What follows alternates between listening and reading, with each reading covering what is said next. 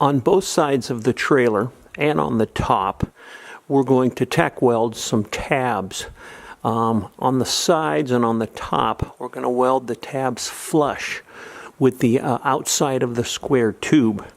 And the reason we're doing this, well, the person who originally built the trailer the first time used self-tapping screws and drilled holes in the square tube and then screwed in the plywood.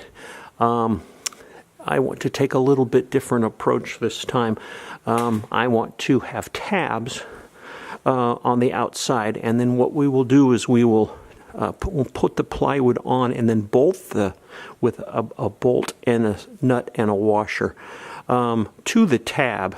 And then, because what I want to do eventually is on the inside of the trailer, I want to put some insulation in and then put some very thin, like 5mm plywood on the inside of the trailer, sandwiched in between the foam.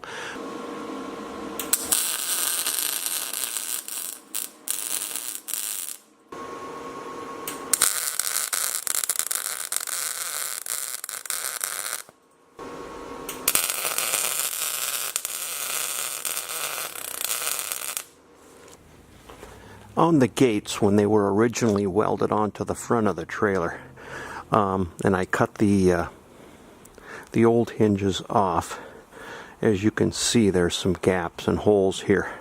So what I'm going to do is, and they were pretty well rusted, so I've flap wheeled away all the rust, or as much as I could. So now we're going to cut a little slot out of here, out of each one of these, and then we're going to have a section of square tube that I cut off in making these fit the rear of the trailer. I'm going to take and cut sections, and then we're going to fit the new pieces in and then re-weld those in. That way, even though the new hinges will be welded in another location, I don't want any water getting in and re-rusting. So I want to make sure these holes are patched.